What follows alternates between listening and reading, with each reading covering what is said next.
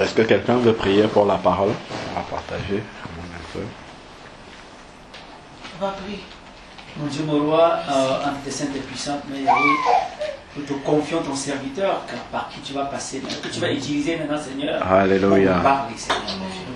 Alléluia. Encore recevoir ton message. Alléluia, et que cette Seigneur. parole que tu vas nous donner tout à l'heure, Seigneur, mon Dieu, mon roi, nous serve de lumière. Alléluia, Seigneur Jésus. Jésus. Soit gravé dans nos cœurs. Amen, Seigneur. Qu'il ne soit qu'un instrument que tu vas utiliser. Alléluia, Seigneur. Sa chair, mon Dieu. Amen, Seigneur Jésus. Le contrôle de tout. Alléluia, Seigneur. De Jésus-Christ. Amen. Amen.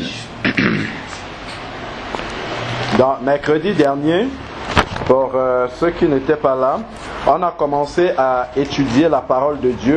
Comme vous le savez peut-être, et ceux qui ne le savent pas, nous sommes réunis en fait pour chercher la face de Dieu afin de mettre en application sa parole. Et nous avions lu dans Matthieu 28 que le Seigneur demande à ses disciples d'aller, de faire de toutes les nations des disciples, de les baptiser et ensuite de les enseigner. Et ça arrive complètement, ce sont les derniers versets du livre de Matthieu, du livre de Matthieu même, parce que c'est le dernier chapitre.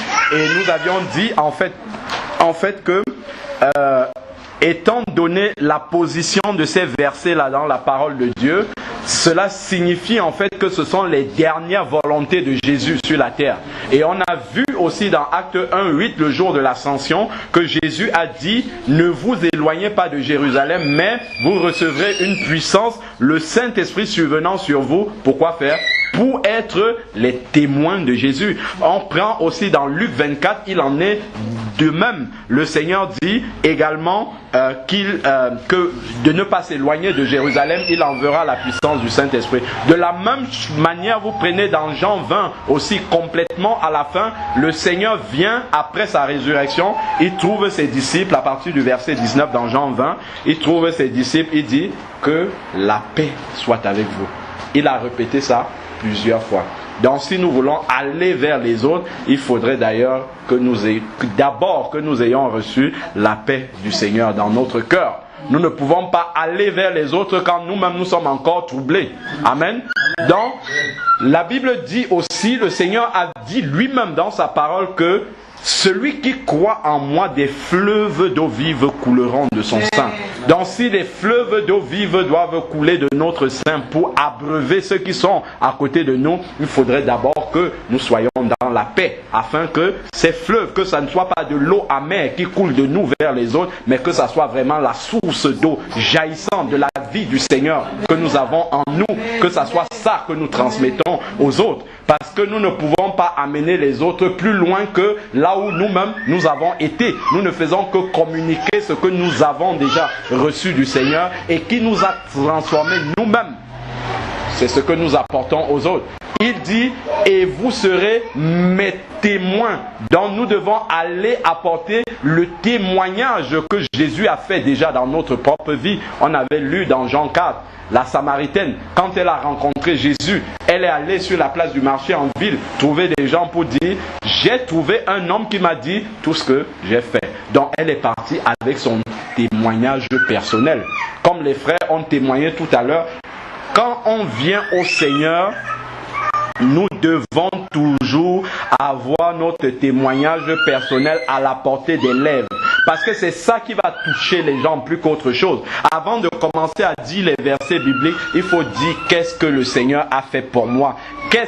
D'où est-ce qu'il m'a pris? Comment est-ce qu'il m'a transformé pour me faire passer des ténèbres à la lumière? C'est ça qui va toucher le cœur des êtres humains à qui nous allons parler. Amen. Donc nous avions lu un certain nombre de versets. Je ne vais pas revenir dessus, mais j'ai mis l'enseignement sur YouTube si vous voulez suivre. Je crois que c'est intitulé « Pourquoi Jésus laisse-t-il encore les chrétiens et les chrétiennes sur la terre ?» C'est ça le but. C'est ce qu'on a dit la dernière fois. On a vu le brigand sur la croix. Le Seigneur lui a dit, aujourd'hui même tu seras avec moi dans le paradis. Donc tu peux naître de nouveau aujourd'hui, Dieu te reprend immédiatement. Ça aurait été l'idéal, on est sûr d'aller au paradis. Mais Jésus nous a encore laissés sur la terre. C'est parce qu'il y a beaucoup de gens qui sont là dehors, qui ne le connaissent pas, qui doivent aller aussi au ciel. Mais qui va aller trouver ces personnes-là? Si ce n'est vous et moi. C'est pour ça que le Seigneur nous a laissés là sur la terre. Donc nous pouvons vivre toute une vie chrétienne comme ça, complètement à côté du plan de Dieu. Parce que le plan de Dieu pour nous, et il faut qu'on se réveille par rapport à cela, c'est que nous amenions maintenant qu'il nous a ouvert les yeux et que nous marchons dans la lumière. À côté de nous, il y a beaucoup de personnes qui marchent dans les ténèbres. Et nous devons aller justement pour leur montrer que la lumière existe et qu'ils ne doivent pas rester dans cette fatalité-là de se dire on vit comme ça, on ne sait pas où on va partir. L'éternité est là. Nous savons que nous sommes tous appelés à partir et il faut aller le dire aux gens que Dieu a. C'est ce qu'il nous dit, c'est dans Acte 17 au verset 30. Dieu, sans tenir compte des temps d'ignorance, appelle tous les hommes en tout lieu, partout où ils sont, qu'ils aient à se repentir. Mais qui va aller leur dire cela? C'est ce que la Bible dit. Comment croiront-ils en celui dont ils n'ont pas entendu parler? Comment est-ce que souvent on se plaint, on dit la société, elle est ci, elle est ça, elle légalise le mariage homosexuel ainsi. Qu'est-ce que nous avons fait? Est-ce que nous avons fait notre travail? Comme le frère disait, notre rôle c'est d'apporter. S'ils rejettent, leur sang n'est pas entre nos mains. Amen. Leur sang n'est pas entre nos mains. Mais si nous n'avons pas fait le travail d'apporter, de leur apporter la parole de Jésus, le Seigneur nous redemandera ça. Nous sommes ici à Champigny. Nous sommes censés être l'église de Champigny, puisque l'église, en fait, ce sont des personnes, ce n'est pas un bâtiment. Ce sont des personnes. Donc le Seigneur demandera les âmes de Champigny à l'église de Champigny, c'est-à-dire aux membres là qui sont là, qui ont l'Esprit de Dieu en eux. Il faudrait que nous puissions dire, bon je dis Champigny parce que nous sommes là, si vous êtes à Bonneuil, Dieu vous demandera, les âmes de Bonneuil sont où? Si les âmes de Bonneuil sont perdues, c'est à vous que le Seigneur demandera. Est-ce que vous leur avez annoncé ma parole? Il dit, c'est dans Marc 16 du verset 15 au verset 16, Marc 16, oui, verset 15 à 16, il dit, allez partout. Hein? C'est ça. Alors, voilà.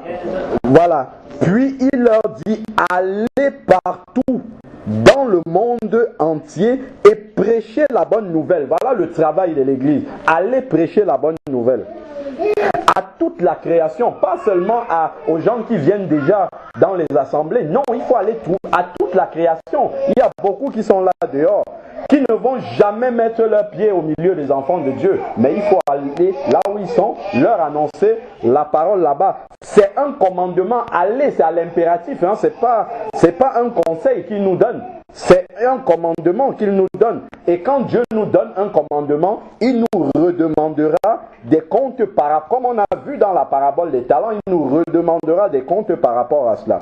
Celui qui croira, voilà.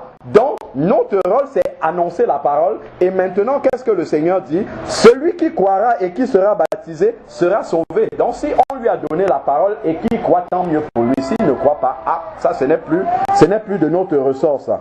Amen. Donc ça nous dit, la limite de notre travail, c'est d'apporter la parole. Puisque la Bible même dit que la parole du Seigneur ne sort et ne retourne à lui sans avoir accompli ses effets. Mais si cette parole-là ne sort pas, comment est-ce qu'elle va accomplir les effets?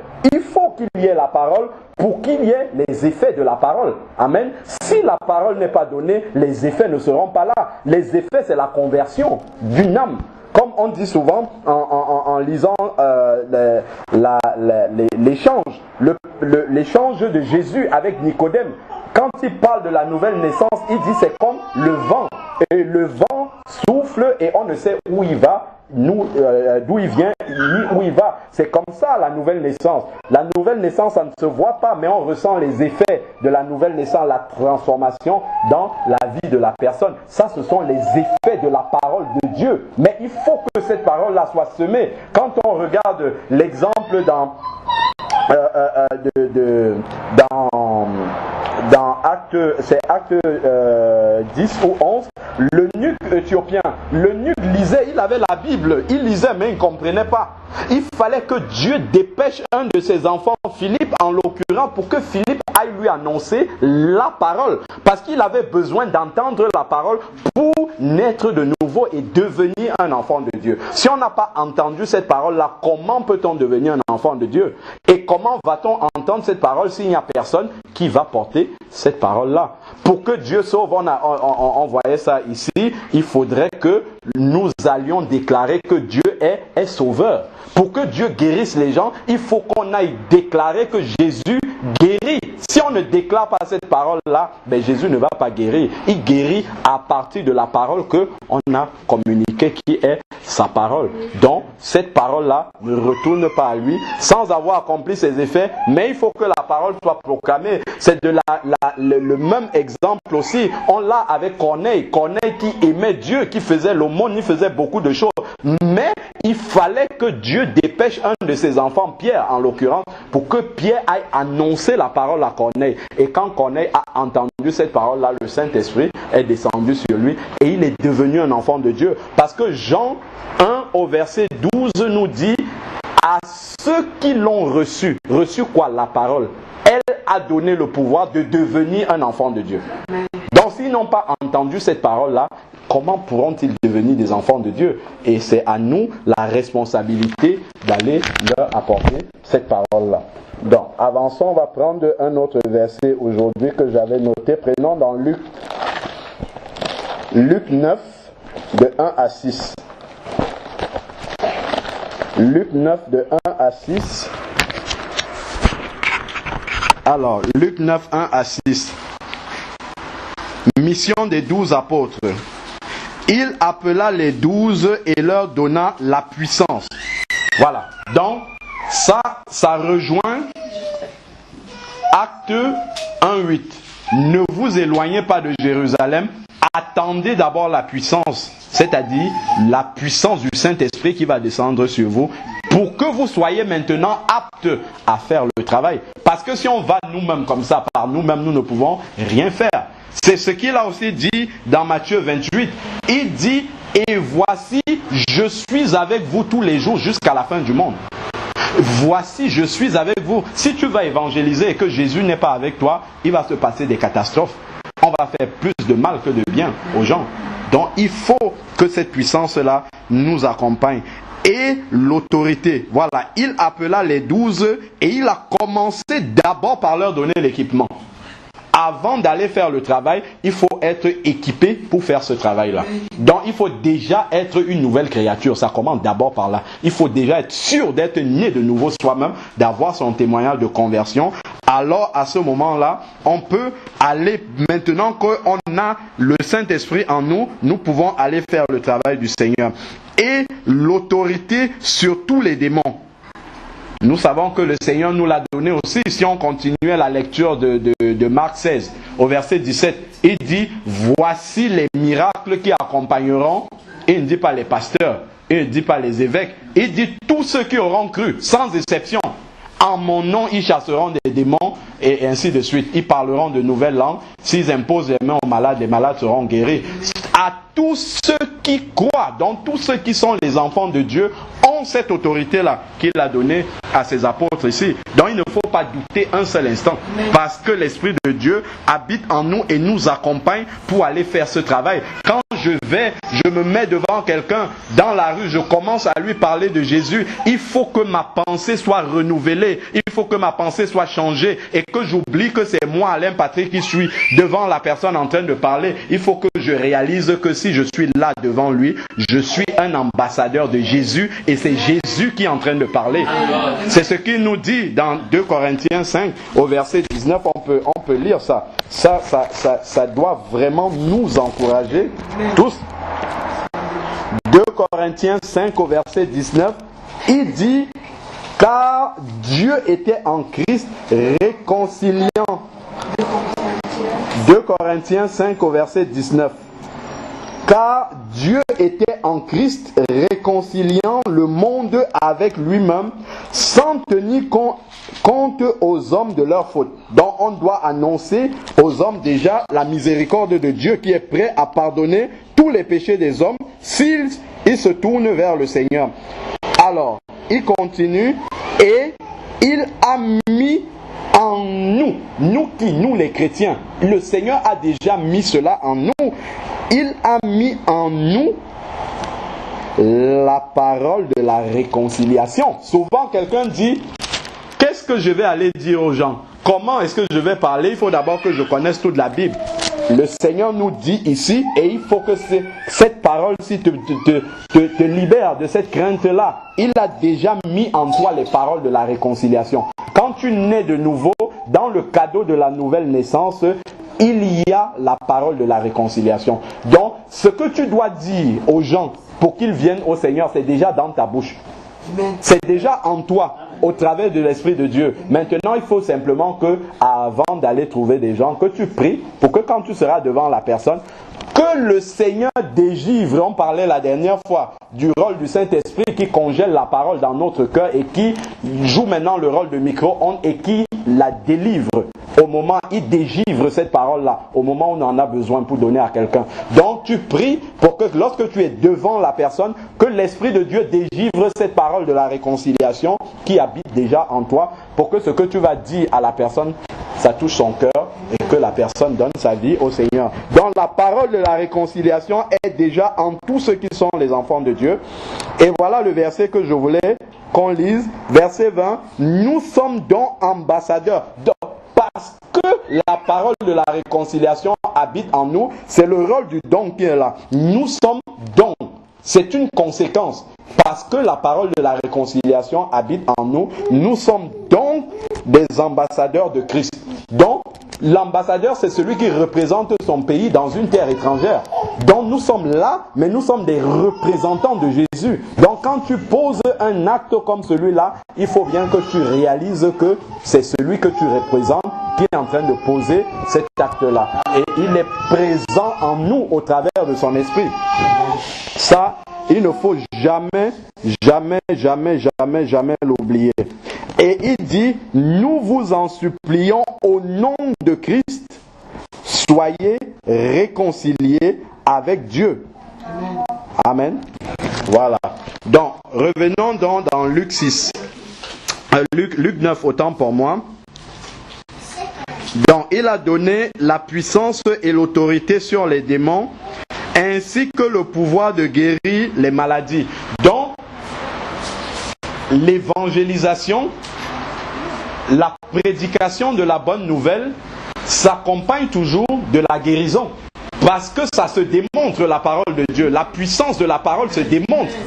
On ne doit pas seulement donner la parole de Dieu et avoir peur de prier pour les malades. Tu rencontres un paralytique dans la rue, s'il accepte que tu pries au nom de Jésus, lève-toi et marche. C'est pas toi qui pries. Lorsque tu tiens sa main, c'est Jésus qui tient sa main. Donc il faut que tu fasses l'acte de foi. C'est seulement ça que le Seigneur nous demande de faire. Mais si on a peur, parce que justement, quand on va dehors, nous allons dans le camp de l'ennemi. Et l'ennemi, comme il ne peut pas nous toucher physiquement, Dieu nous protège, il va essayer de nous mettre des pensées de doute dans la tête. Des mauvaises pensées. Qu'est-ce que tu penses que tu peux faire? Dieu n'a jamais guéri personne au travers de toi. Qu'est-ce que tu penses qu'il va guérir quelqu'un? Il y a bien un premier jour. Quand Pierre s'est mis devant la belle porte du temple, il a dit au nom de Jésus, je n'ai rien, mais ce que j'ai, je te le donne. Parce que Pierre avait la conviction que Jésus habitait en lui au travers de son esprit. Donc il a dit sans douter, ce que j'ai, il savait que la puissance de Jésus habite en lui. Ce que j'ai, je te le donne au nom de Jésus, lève-toi et marche. Et nous savons que Jésus fait encore ces choses-là aujourd'hui. Je pense que peut-être certains d'entre vous ici ont déjà vu, en tout cas, moi j'ai déjà vu par 2 fois des paralytiques se lever et marcher comme ça, au nom de Jésus. Dans l'assemblée où on était, 2 paralytiques ont marché, il y a peut-être 2 ou 3 mois comme ça, devant nous pendant la prière. Une femme et deux femmes, une qui avait été paralysée d'un côté suite à un AVC et une autre qui était atteinte d'un cancer et marchait. Et en plus, celle qui était atteinte d'un cancer ce jour-là, après qu'elle ait commencé à marcher, c'est une catholique et c'est sa sœur qui est convertie, qui est à l'église, qui l'avait amenée. Dieu a été encore plus loin que la guérison. Dieu a parlé par la bouche d'une sœur qui était dans l'assemblée et lui a dit, pour que tu gardes ta guérison, il faut que tu confesses tes péchés à Jésus, que tu donnes ta vie à Jésus. 2 semaines après, la dame est morte. 2 semaines après. J'espère simplement qu'elle avait écouté la parole qui avait été donnée et qu'elle ne s'est pas contentée de la guérison. Parce qu'on peut entrer dans le ciel avec un corps malade, mais on ne peut pas entrer avec une âme malade. Si l'âme n'est pas sauvée, on n'entre pas au ciel. Si les péchés sont encore sur nous et ne sont pas confessés, on n'entre pas au ciel. Et malheureusement, ou heureusement, en tout cas c'est la parole de Dieu qui nous dit dans Hébreux 9, 27, il est réservé aux hommes de mourir une seule fois, après quoi vient le jugement. Donc dès que la respiration s'arrête, c'est la fin. Le jugement, où on va au ciel, où on va en enfer. Il y a pas, on peut passer toute la vie à prier, ça ne va plus rien changer. Donc c'est ça l'urgence, justement, d'aller vers ceux qui sont encore vivants là dehors. Il faut leur dire ça maintenant, tant qu'ils sont encore vivants. Parce qu'après la mort, c'est fini. Alors, il les envoya, je suis toujours dans Luc 9, au verset 2, il les envoya prêcher le royaume de Dieu et guérir les malades. Il leur dit, ne prenez rien pour le voyage. Donc voilà, le Seigneur nous envoie. Qu'est-ce qu'il dit là? Ne prenez rien pour le voyage. Il dit ni bâton, ni sac, ni pain, ni argent. Donc tout ça, tu commences à te poser des questions. Bon, je n'ai pas de maison, je n'ai pas de ci, je n'ai pas de ça, j'attends d'avoir la voiture. Tout ça, c'est rien. Jésus dit tout ça, c'est matériel, c'est futile. Ce dont tu as besoin, tu l'as déjà. C'est l'Esprit de Dieu, c'est tout. C'est pour ça qu'il leur a d'abord donné la puissance. Ce dont ils avaient besoin, il le leur a donné. Tout le reste là, c'est le matériel. Ça ne vaut rien pour le Seigneur. Ce n'est pas ça qui va faire le travail. Ça peut être juste un instrument, peut-être une voiture qui t'accompagne. Mais même sans la voiture, tu te mets dehors, tu commences à marcher et tu annonces la parole de Dieu à ceux que tu rencontres dans la rue. Alors, il dit ne prenez rien. Verset 4. Dans quelques maisons que vous entrerez, restez-y et c'est de là que vous partirez. Donc si on vous reçoit, donc il ne faut pas avoir peur d'aller dans une ville, vous parlez aux gens, ils vous répondent mal. Ça on le voit souvent. Si tu parles à quelqu'un, tu veux lui apporter l'évangile, il te répond par la rébellion, que Dieu te bénisse et tu pars. C'est tout. C'est exactement ce qu'il dit là. Si on vous reçoit, vous restez. Donc si quelqu'un veut parler avec vous, si quelqu'un est ouvert à entendre l'évangile, vous restez. S'il n'est pas ouvert, vous lui dites au revoir et puis vous le bénissez, vous partez. Alors, verset 5, et partout où les gens ne vous reçoivent pas, voilà maintenant, en sortant de la ville, secouez la poussière de vos pieds en témoignage contre eux.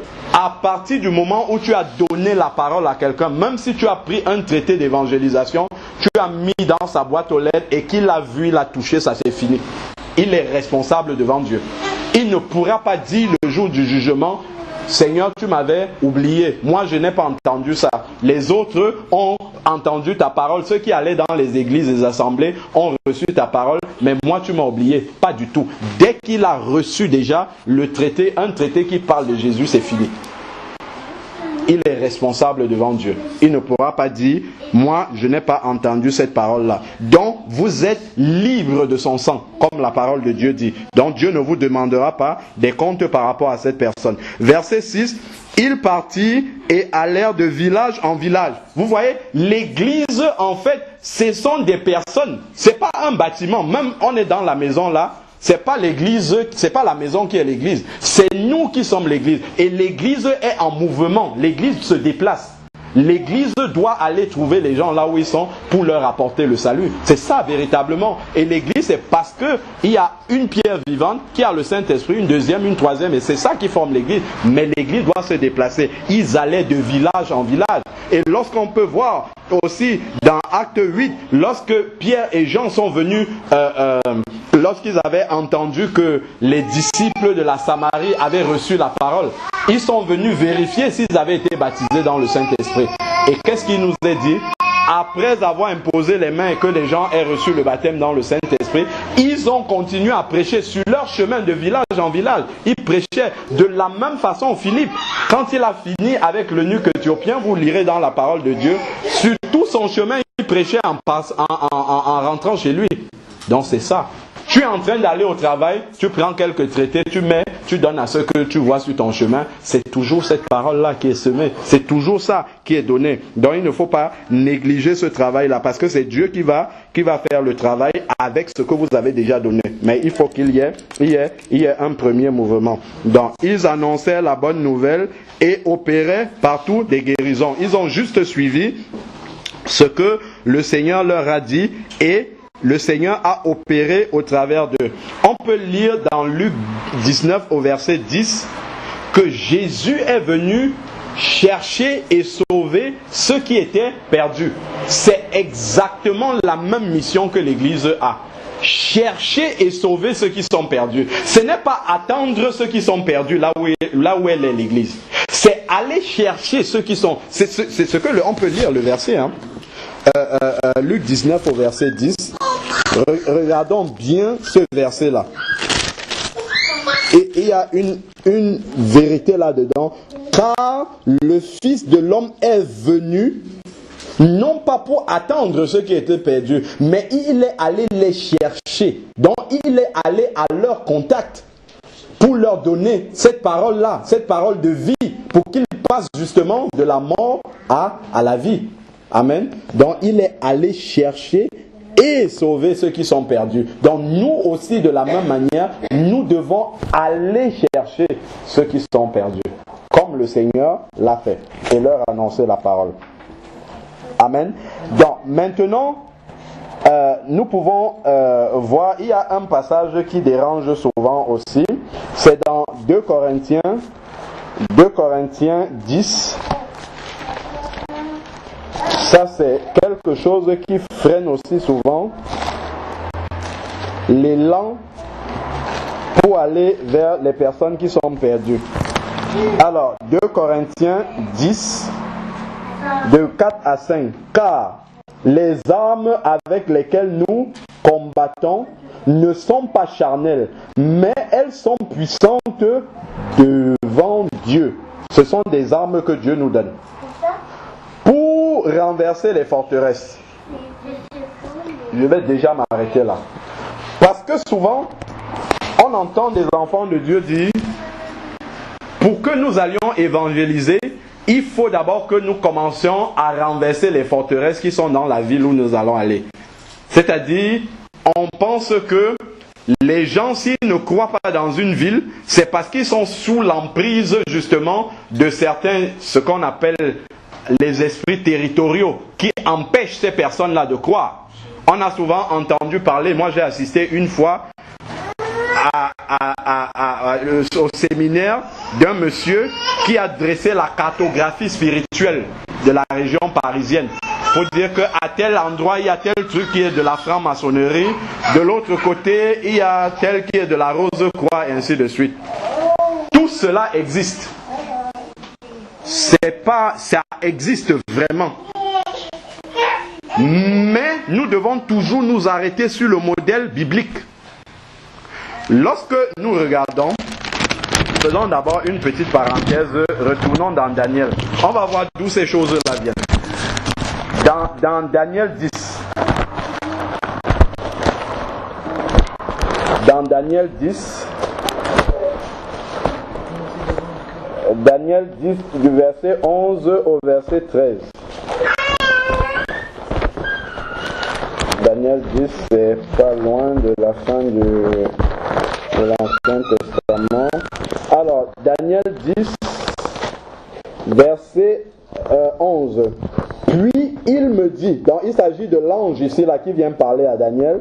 Puis il me dit, Daniel, homme bien-aimé, comprends les paroles que je vais te dire et tiens-toi debout à la place où tu es, car je suis maintenant envoyé vers toi.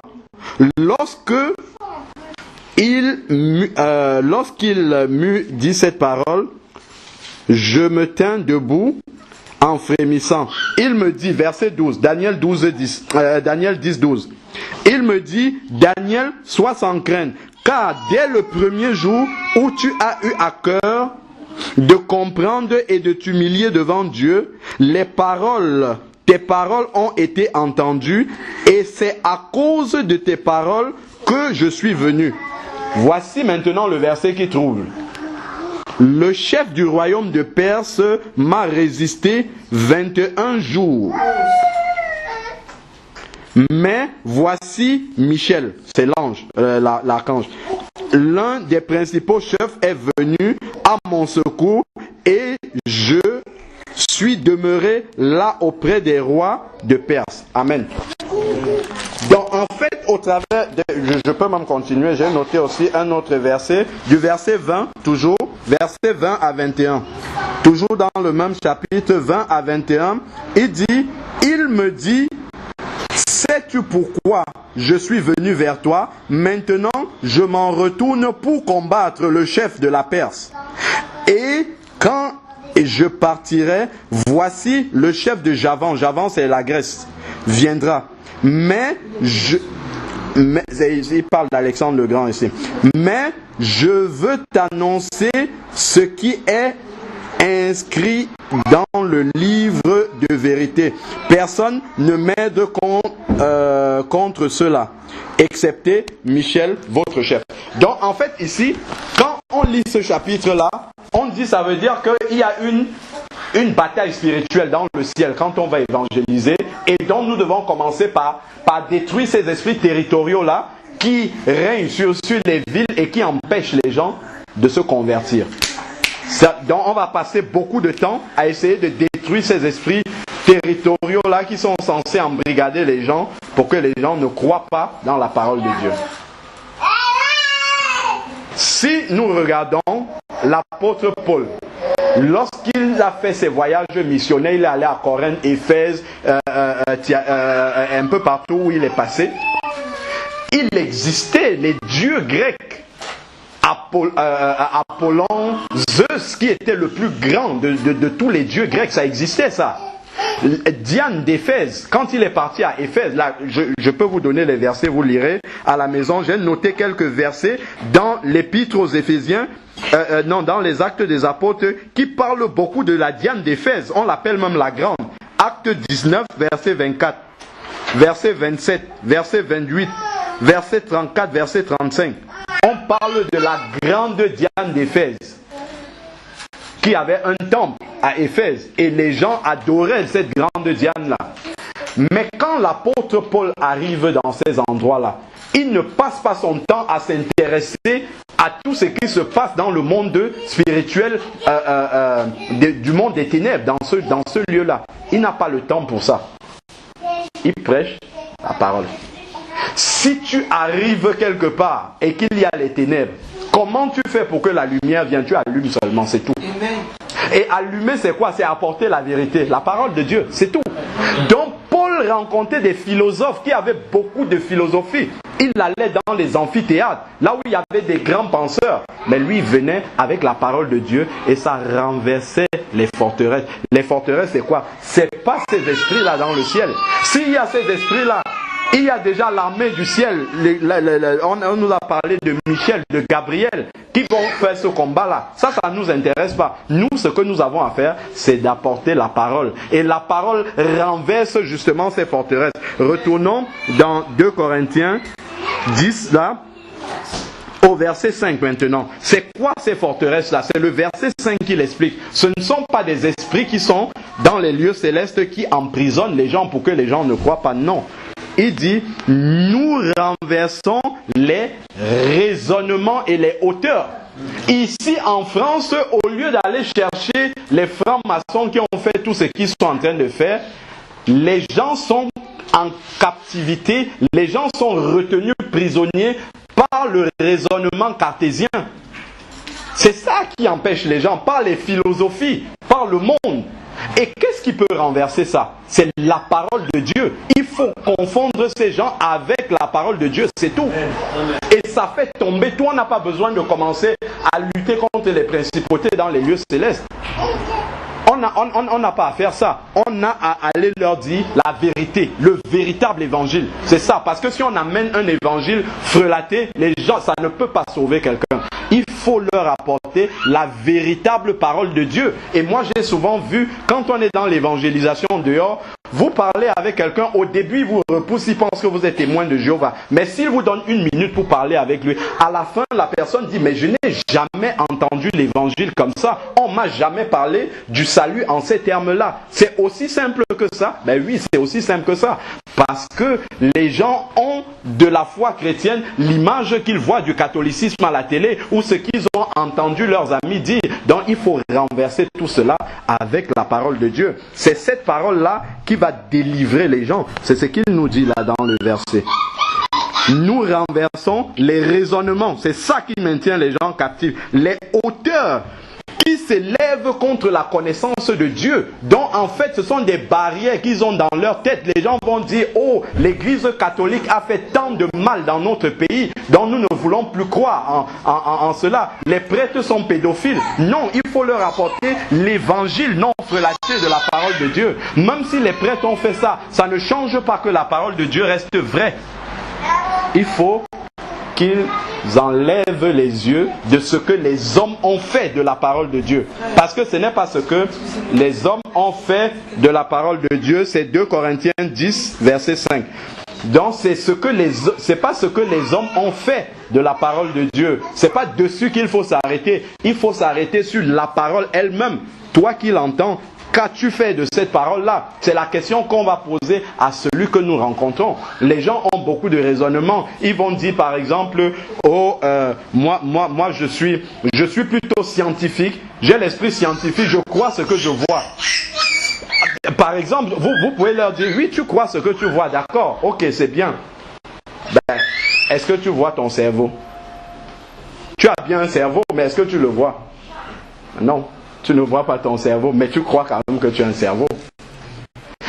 Avec des petits exemples comme ça, vous renversez tout le raisonnement. C'est par terre totalement, mais ça c'est la sagesse que Dieu donne.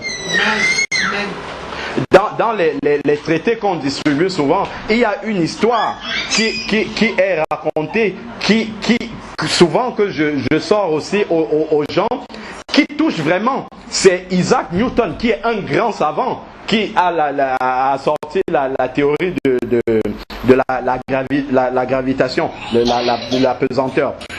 Il est dans son bureau, il s'était fait fabriquer l'image du système solaire en bois. C'était là comme ça dans son bureau. Et il a un ami physicien qui entre dans son bureau et qui est tellement stupéfait parce que l'artisan avait tellement bien confectionné cela. Et lorsque le physicien, il regarde comme ça, il reconnaît que c'est le système solaire. Et il demande à Newton, qui c'est qui a fabriqué ça? Et Newton a la tête baissée et il continue à écrire où il écrivait, où il travaillait. Newton lui dit, c'est personne. Et le monsieur continue, il insiste, il dit, mais toi, tu me prends pour qui? Qui c'est qui t'a fabriqué cet objet-là? C'est tellement beau, j'aimerais en avoir aussi. Newton lui dit, non, personne n'a fabriqué ça. Et son ami s'est mis en colère. Et là, Newton lève les yeux, il le regarde, il lui dit, mais c'est tellement difficile de te faire comprendre que personne n'a fabriqué ça, qui est pourtant l'image imparfaite d'un système qui lui est parfait. Parce que ce système-là, c'est un morceau de bois, ça ne tourne même pas. Et tu n'arrives pas à croire que personne n'a fabriqué ce morceau de bois-là. Mais il représente le système solaire qui lui est en mouvement. Le jour, la nuit se succèdent, les étoiles, la lune, ainsi de suite. Ça n'a jamais été en panne. Tu arrives à croire que personne n'a fabriqué le système parfait et tu n'arrives pas à croire que le système imparfait, inerte qui est là, personne ne l'a créé. Ça veut dire que tu n'es même pas cohérent envers toi-même.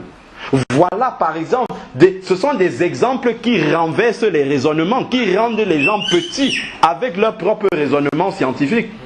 C'est comme ça qu'on arrive à confondre les gens avec leur propre... C'est ça, les gens commencent à tomber. Une fois un monsieur me dit, la manière dont vous parlez, lorsque vous aurez fini de faire le travail que vous faites, ouvrez un syndicat, devenez syndicaliste, les gens vont beaucoup vous suivre parce que vous parlez bien. Ben, c'est pas moi qui parle. C'est l'Esprit de Dieu qui est en train de parler. Et il sent entendre son cœur touché par la parole de Dieu. Parce que quand on est en train de parler, la puissance du Saint-Esprit est en train d'agir dans le cœur de la personne. Et la personne sent qu'il y a une intelligence qui ne peut pas venir d'un homme qu'il est en train d'entendre dans ses oreilles. Voilà, et ça confond les gens. J'avais noté quelques exemples comme ça.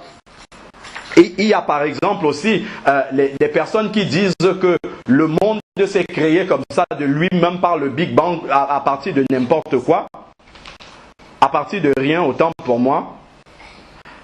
Einstein, qui est un savant, parce que les gens disent souvent, oui, ok, nous sommes scientifiques. Einstein, qui était un vrai savant, dit que la probabilité pour que le monde ait été créé de lui-même comme ça, spontanément, génération spontanée comme ils disent, est la même qu'une imprimerie explose et que les lettres, parce que dans l'imprimerie on utilise les lettres, que les lettres s'envolent après l'explosion et retombent dans l'ordre de l'alphabet.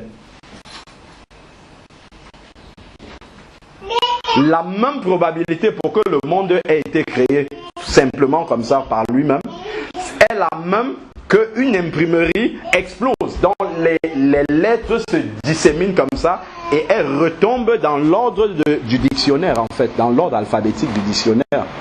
C'est une probabilité presque impossible.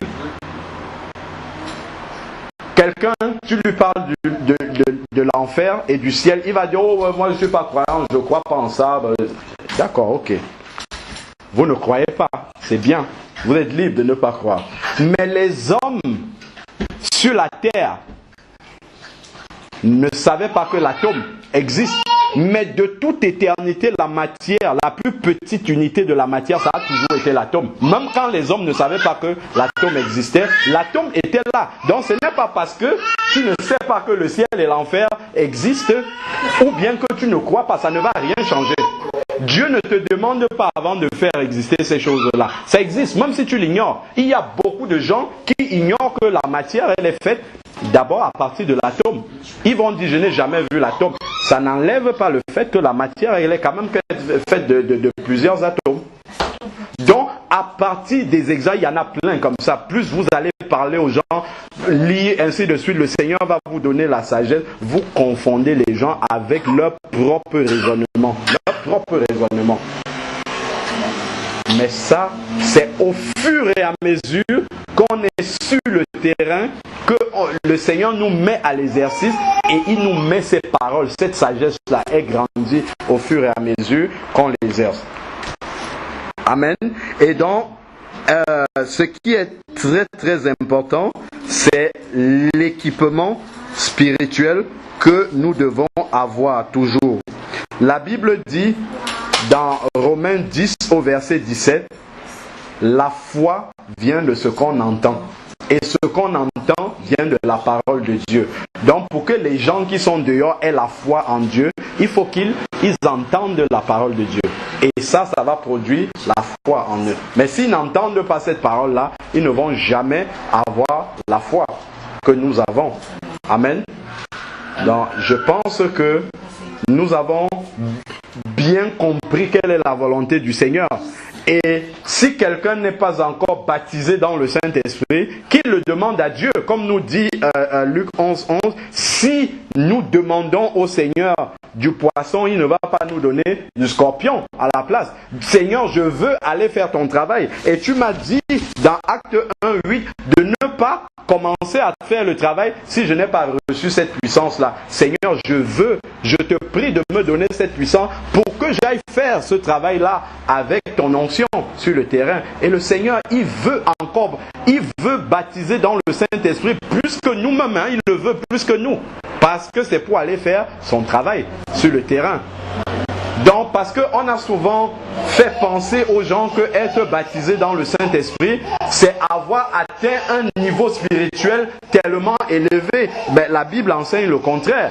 Les nouveaux convertis, les apôtres venaient voir si les nouveaux convertis avait reçu le baptême dans le Saint-Esprit. C'est au début de la conversion qu'il faut ça, c'est pas après. Après, il y a déjà peut-être beaucoup de forteresses, comme on disait tout à l'heure, qui viennent faire obstacle dans la tête. C'est au début de la conversion qu'il faut demander le baptême dans le Saint-Esprit pour aller faire le travail du Seigneur et marcher dans la sainteté. Parce que c'est aussi ça, le baptême dans le Saint-Esprit, c'est d'abord un baptême de sainteté, comme l'indique son nom, Saint-Esprit. Si je suis rempli, immergé du Saint-Esprit, je dois marcher dans la sainteté également. C'est ce qu'il nous dit dans Acte 5, 32. Le Saint-Esprit est accordé à ceux qui lui obéissent. Donc c'est ça. Et avant de demander le baptême dans le Saint-Esprit, puisque c'est pour aller vers les perdus, si on n'a pas l'amour des perdus dans notre cœur, il faut commencer d'abord par demander à Dieu de nous remplir du fardeau des perdus. C'est d'abord ça. Parce que si on demande ce baptême-là, sans avoir l'amour des perdus, ça ne sert à rien. Ça va glorifier notre chair. Alors que Dieu nous donne ça, c'est un équipement pour aller faire un travail. Le travail du Seigneur sur le terrain. Amen. Amen. Encore on va prier, on va s'arrêter là. On va prier, après on va partager. Seigneur Dieu Tout-Puissant, Père, je veux te bénir encore.